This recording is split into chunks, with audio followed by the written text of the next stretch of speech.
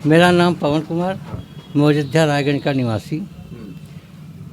गोली कांड से लेके और बनने तक के जानकारी मेरे सामने सब हो रहा है। मेरे सामने सारा चीज़ हो रहा है।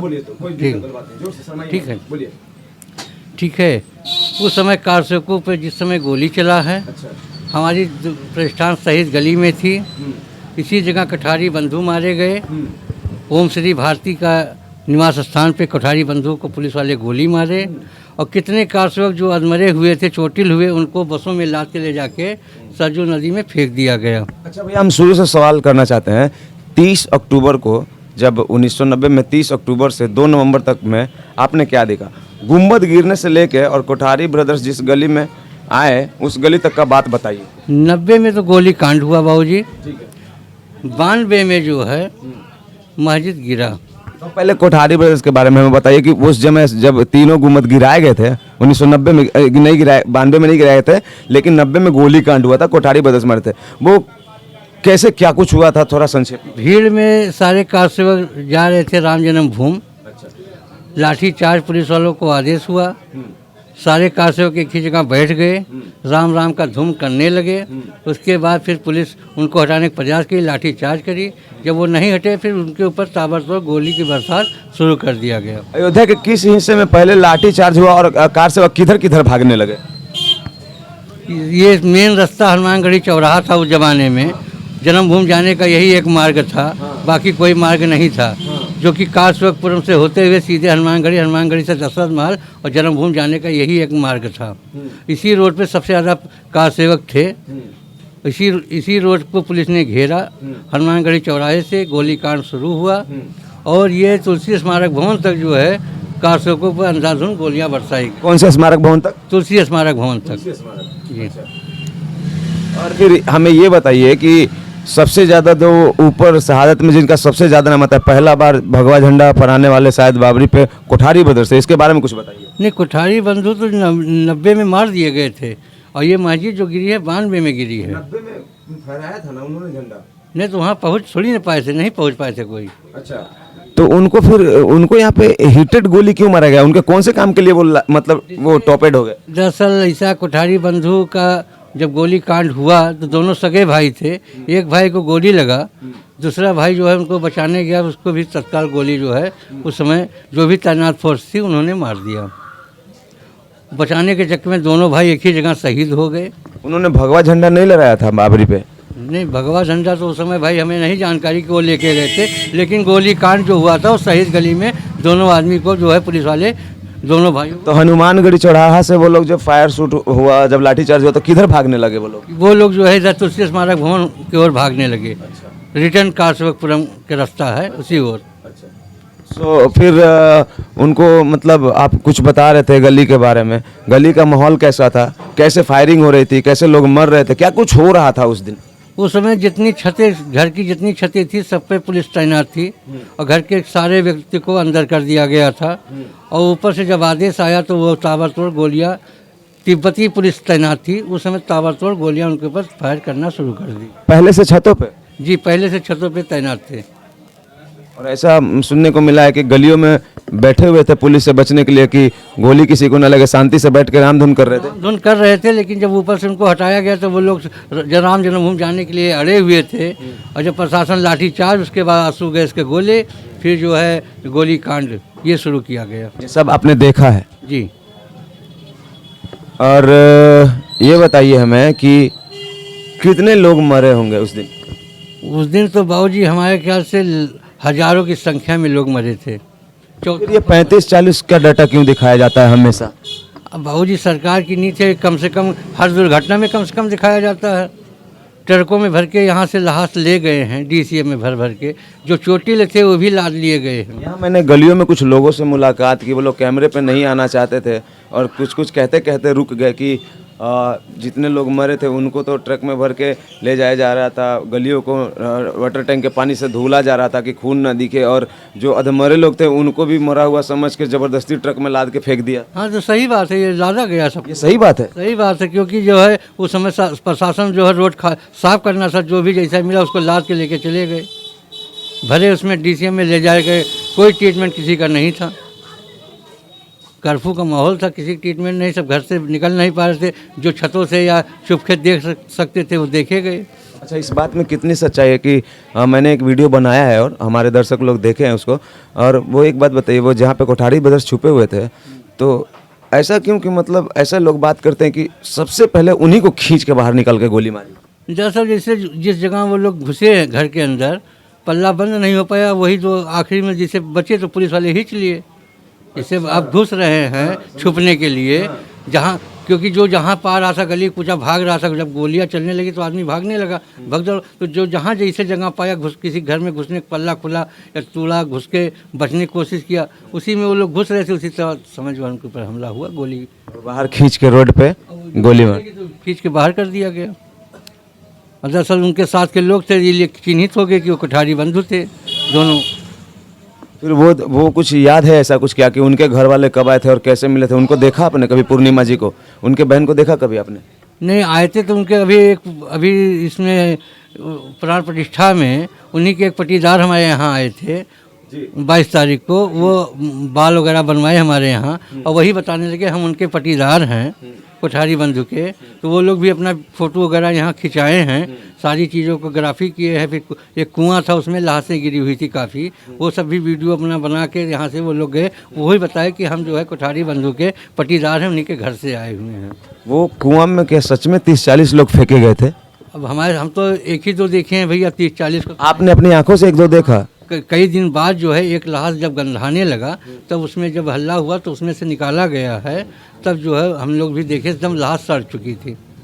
पानी था या नहीं उसमें? उसमें पानी था, आज भी है। बस लास्ट क्वेश्चन है, क्या कुछ आप पे बीत रहा था देख के, और क्या कुछ अयोध्या पे बीत रहा था उस समय? अयोध्या में वो दर्दनाक स्थिति थी कि कितने घरों में भोजन नहीं बना उस दिन, इतनी दर्दनाक स्थिति थी, और देखने के बाद किसी को खाना खाने की इच्छा नहीं हुआ, क्योंकि रोआ लोगों का ठर्रा गया था। और यही अयोध्या वालों ने कितने कारसेवकों को अपने यहाँ उस कर्फ्यू के दरमियान भोजन कराया है। और मैं भी एक लंगर, हमारे महाराज जी थे राम लखन दास नागा रायगंज में, वो भी जो है भोजन कारसेवकों को कराते थे, जो कि कांग्रेस के नेता हैं वो।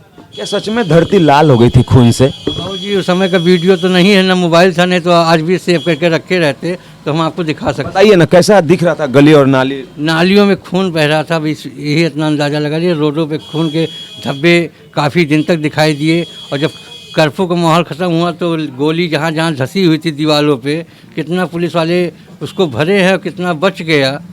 उसको लोग आते थे पहले जब कार सेवक में 90-92 में, तो उस गोली कांड का जहाँ जहाँ गोली लगा हुआ था वहाँ पे वो घटना को देखे कि हाँ यहाँ गोली का छेद है। अब तो काफ़ी बदलाव हो गया पहले से, नहीं तो काफ़ी दिन तक, कई सालों तक गोली का निशान बने, गड्ढे बने हुए थे जगह जगह। क्या नाम बताया अपना? पवन कुमार। पवन भाई, एक बात बताइए, ये तो 1990 की बात हो गई, कोठारी ब्रदर्स डेथ कांड का, और 92 में आपने क्या देखा? 92 में कल्याण सिंह जी का सरकार थी, कार सेवक आए, और जब जुहूम जो है वहाँ पहुँचा तो उस समय पुलिस जो है सबको जो है राम जन्मभूमि जाने का आदेश हुआ, क्योंकि ये था कि वहाँ राम चरौता छू के दर्शन करके आना है। लेकिन पब्लिक की इतनी ज़्यादा जोश थी। क्या छू के आके दर्शन करना है? उस चौतरे को दर्शन करके हम लोग राम चबूतरे को, राम चौतरे को, राम जन्मभूमि के हम लोग दर्शन करके चले आएंगे। लेकिन पब्लिक की उस समय इतना प्रबल जोश था कि वहाँ पहुँचने के बाद में एक ही नारा लगा, एक धक्का और दो, बाबरी मस्जिद तोड़ दो। उस समय जो है जोश भर गया। और ये नारा आई थिंक अशोक सिंघल जी ने दिया था जी, एक धक्का और दो, बाबरी मस्जिद तोड़ दो। और ये भी आपने सुना होगा, मैंने एक ओल्ड फुटेज देखा है, तेल लगाओ डाबर का, ऐसे कुछ चीज़ों तो जितने भी कार सेवक आते थे अपना जो भी नारा था वो अपना बोलते थे, तेल लगाओ डाबर का, नाम मिटा दो बाबर का, ऐसा कुछ उस समय चल रहा था। हाँ, तो जो कार सेवक आते थे जय श्री राम से पूरी हो जाती, उस समय गूंज रहती थी।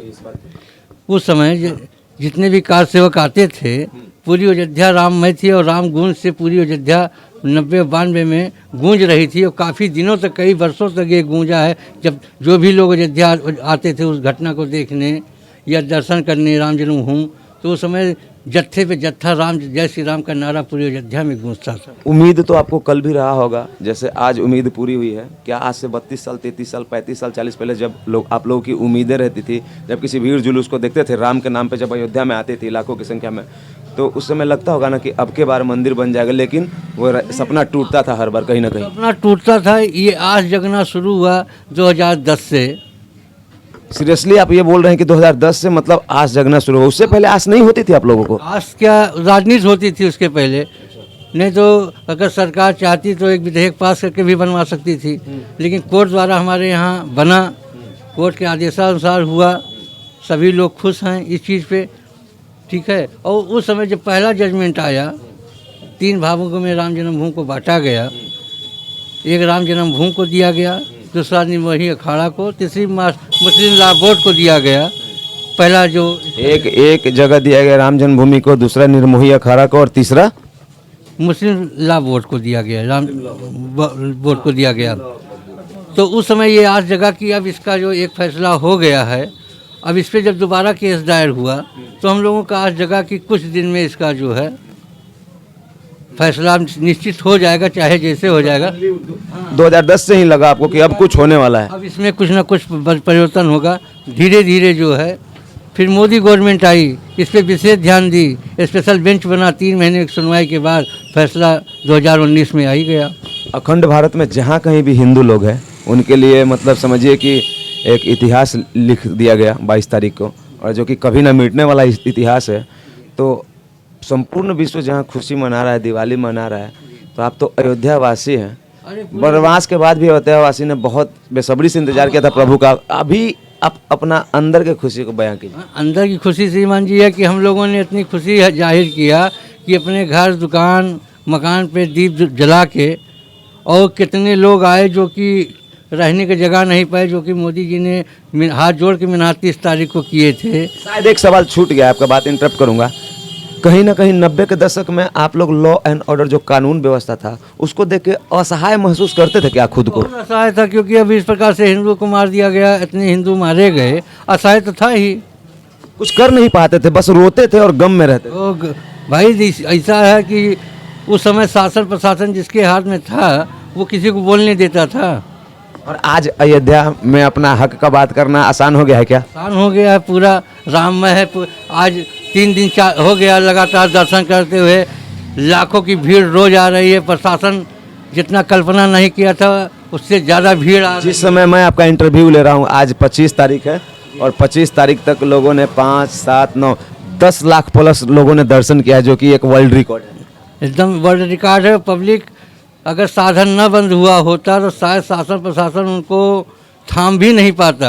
ये तो यही मोदी जी का देन था कि जो उन्होंने अनाउंस किया था कि 30 तारीख को जब अयोध्या हमारे यहाँ राम जन्मभूमि अयोध्या रेलवे स्टेशन और एयरपोर्ट का उद्घाटन किए, उसी दिन उन्होंने हाथ जोड़ के अयोध्या से अनुरोध किया था कि आप लोग 22 जनवरी तक अयोध्या मत आइएगा। उसके बावजूद भी 50-50, 60-60 किलोमीटर लोग चल के आए हैं अयोध्या, और इतनी विडम्बना कि कहीं रहने की जगह नहीं है। लोग इस ठंडी में खुले आसमान के नीचे बिता के और सुबह दूसरे दिन राम जन्मभूमि का दर्शन करके गए हैं, तो इससे बड़ी खुशी की बात और क्या हो सकती है। पवन भाई, आपने बहुत रक्त रंजित इतिहास देखा है, बहुत तकलीफ देखे हैं। वर्षों से आपके आंखों में कहीं ना कहीं एक उम्मीद चलता था, बंद हो जाता था, जगता था, मर जाता था, लेकिन एक कालांतर में, काल चक्र में वैसा दिन आया फाइनली कि आपके अयोध्या का जो इतिहास अस्तित्व है, हमारे अयोध्या का, पूरे विश्व के अयोध्या का, पूरे राम जी का जो नगरी था वो फिर से गुलजार हो गया है। और टेंट से उठ के राम जी भव्य मंदिर में चले गए हैं। राम जी मस्जिद में थे, फिर टेंट में गए, फिर लकड़ी के बने हुए मंदिर में गए, अब जो है अपने महल में पहुँचे हैं। इतने 500 वर्षों के तपस्या के बाद सरकार पहुँचे हैं, तो अयोध्या तो पूरा इस समय भगवान में हो ही गया है।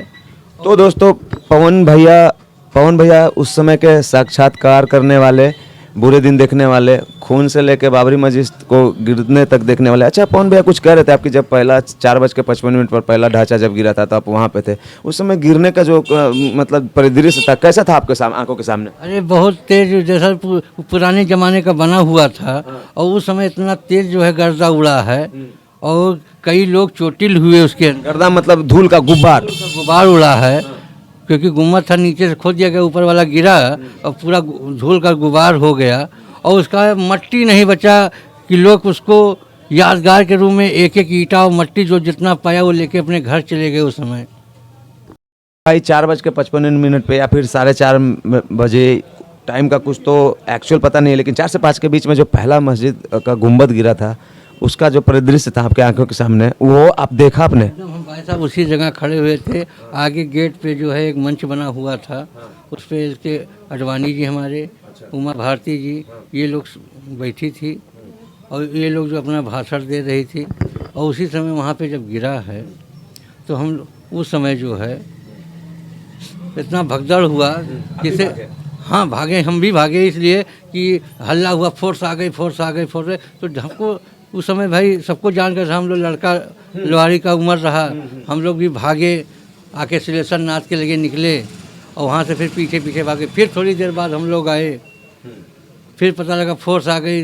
बेर बेर रोड पे आने पे यही होता, फोर्स आ गई, लेकिन तब तक जो है पता ये लगा कि सारी मस्जिद को जो है, मस्जिद गिरने के दरमियान नो डाउट लाजिमी सब आते नारे लग रहे थे, जय श्री राम जय श्री राम। आपके मुंह से नारा निकला था क्या? कहे नहीं निकलेगा भाई, जय श्री राम तो शुरू से हम लोग बोलते आ रहे हैं और भगवान राम हमारे अयोध्या के, तो सबसे पहले नहीं, मैं कल्पना कर रहा हूँ कि उस समय आप 18-19 साल के होंगे तो जोश होगा। नहीं, और कम की उम्र के थे, 14-15। हाँ, लेकिन वो जय श्री राम का नारा तो लगता था और जितने कार सेवक आते थे उस समय हम लोग तो उनको देखते जय श्री राम का नारा शुरू कर देते थे। अच्छा पवन जी, ये जो दुकान है आपके पिताजी के ज़माने से है या फिर नया बना है आपने? नहीं, हमने इसको जो है बनाया है, पिताजी हमारे इसको नहीं करते थे, हम ही कर रहे हैं। तो पवन भैया आपका बहुत बहुत शुक्रिया, आपने संक्षेप में बहुत अच्छे से बताने का कोशिश किया और हम आपको अपने वीडियो में इसलिए दिखाएं क्योंकि हमें साक्ष्य चाहिए, हमें कुछ ऐसे लोग चाहिए जो पूरे अयोध्या को देखा हो।